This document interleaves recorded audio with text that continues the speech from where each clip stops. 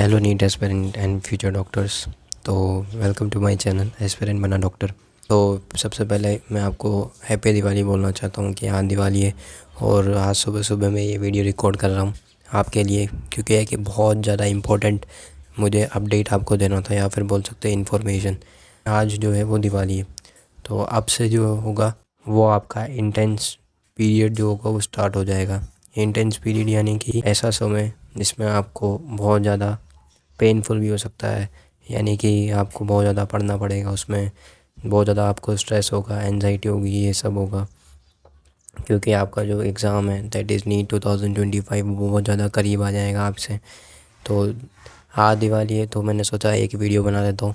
वैसा बस आपको एक टारगेट या फिर बोल सकते चैलेंज देना चाहता हूँ नीट 2025 तक। तो दिवाली है, आराम से आज थोड़ा बहुत पढ़ना, लगभग 4-5 घंटे तो पढ़ ही लेना सुबह सुबह, और फिर रात में आराम से दिवाली मनाना। मतलब जो भी करो ना वो ऐसा करो कि लोग बाग बोले हाँ भाई करा तो वही इस बंदे ने करा, बाकी ना कुछ नहीं करा है। तो बेसिकली मैं आपको बस एक चैलेंज देना चाहता हूँ इस वीडियो के थ्रू कि अब से आप दिवाली के बाद से एक माइंडसेट बना लो कि आपको डेली जो है वो 12 to 14 आवर्स पढ़ना ही पढ़ना है। मुझे पता है कि मेरी जो मेजॉरिटी ऑडियंस है वो एवरेज है, मतलब एवरेज स्टूडेंट्स है, और ऑनलाइन भी आप पढ़ रहे होंगे या और कुछ बच्चे ऑफलाइन भी होंगे। तो सबसे पहले आपको 12 to 14 आवर्स डेली का स्टडी रूटीन अपना बनाना है। और मुझे पता है आप फिज़िक्स और केमिस्ट्री को बहुत कम टाइम दे रहे हो और बायो को बहुत ज़्यादा, तो ये बहुत बड़ी गलती है, तो इसको भी मत दोहराना।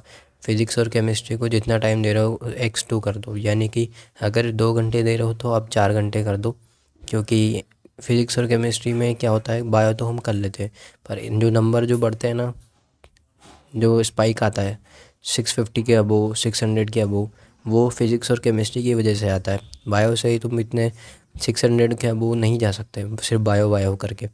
तो पहला पॉइंट तो मैंने बता दिया। सेकंड थिंग जो हो जाएगी वो हो जाएगी कि आप अपना जो है वो डेली रूटीन बनाओ।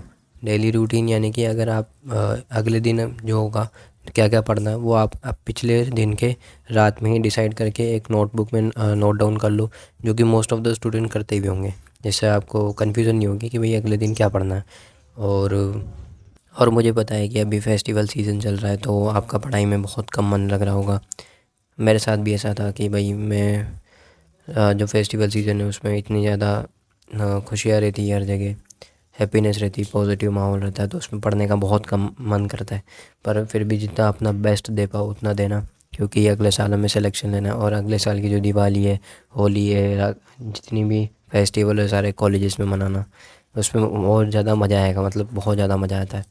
एंड द थर्ड चैलेंज जो मैं आपको देना चाहता हूँ वो है कि अब आप जो लेक्चर्स देख रहे होंगे, चाहे आप ऑफलाइन जा रहे हो या फिर ऑनलाइन जा रहे हो, जो लेक्चर्स है उसकी जो ड्यूरेशन है उसको आप कम कर दो, यानी कि आप सेल्फ स्टडी का जो टाइम है वो इंक्रीज़ कर दो, और जो ड्यूरेशन है ऑनलाइन लेक्चर्स का, ऑफलाइन लेक्चर्स का, जहाँ पर भी आप जा रहे हो उसको कम कर दो।